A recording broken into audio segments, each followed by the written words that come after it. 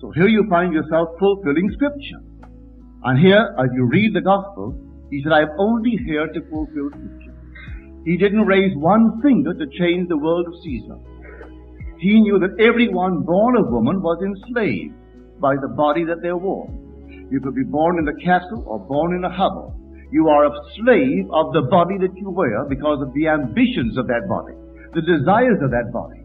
If you wear it for 10 years or 1,000 years, you get up in the morning and you bathe it and you shave it and you feed it, and then you allow all the normal functions of nature to take place, and you're a slave of it. If it's in pain, you're in pain. And whatever, it's simply you're wearing a slave body. So he knew that even though one called himself a pharaoh or a king, and one a slave, all were slaves of the body that they wore. He made no effort to change the world of Caesar. Whose coin is this? Caesar's. Well, render unto Caesar the things that are Caesar's. He's not concerned about that. He's only concerned about the kingdom of heaven, the new birth that will set man free. For no matter how long I live there and how much I hold as things in this world, I am still a slave of the things. The day you buy a chair, you pay rent from then on. Let someone give you a table, and you accept the gift, and from then on you buy someplace or pay rent someplace to house the table.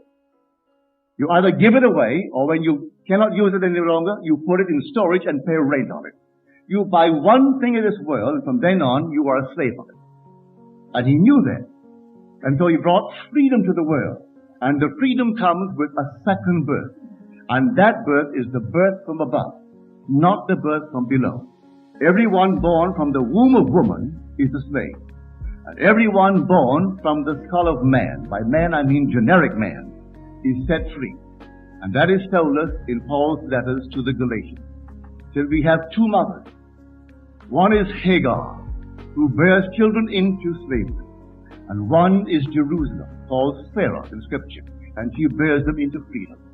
One is from above, and one is from below. So no matter who you are, how wealthy you are, how strong you are, as a body, it's still a slave. But when you are born from above, when you take off this garment for the last time, you immediately take on that immortal garment, the body of glory, for you're in the body of Jesus. So he is not a man, as the Christians believe, and pray to a man on the outside. He is the man. But the man who is crucified in us, and who rises in us individually, one after the other. And when he rises, you're set free. For he rises in me, and I am he. And my name must be one. For in the end, the Lord's name is one, not two. So I will be of the body of Jesus, one body, and of the name of Jesus, therefore the name Jesus. Yet I'll be Neville. You'll know me as Neville, but you'll know me as Jesus. I will know you as Peter or Mary or any other name, but I'll know you as Jesus after you are born from above.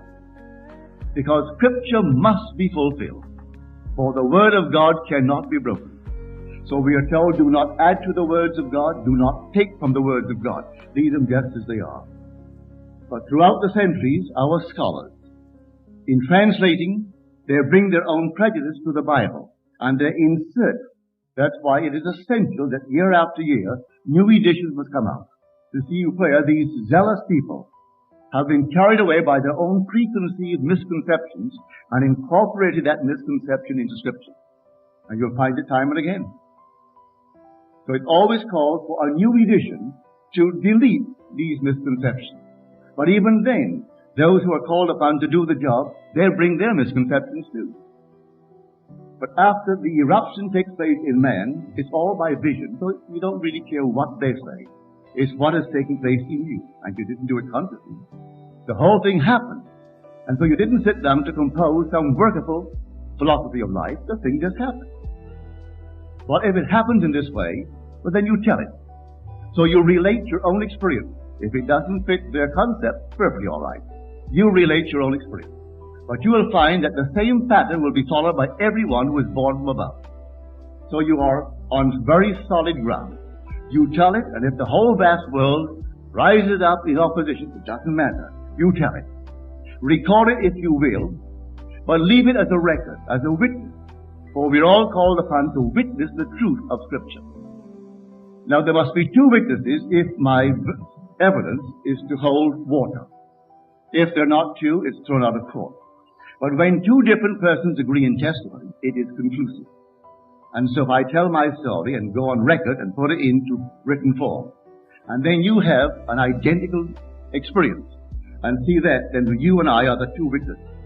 Can we find scriptural support for our experience? I then search the scriptures, and I find in the scriptures support for what has happened in me. So I have the external witness of the Word of God, the written Word of God. Then I have the internal witness of the living Word of God as it unfolded within me, paralleling that which is the external Word of God. Then what does it matter what the world will tell you? What does it matter what anyone will tell you? I can only say to everyone, you wait. God is merciful and patient, and in His own good time, He will unfold it within you. It may come this night. It may come before the evening goes. Who knows? It comes like a thief in the night.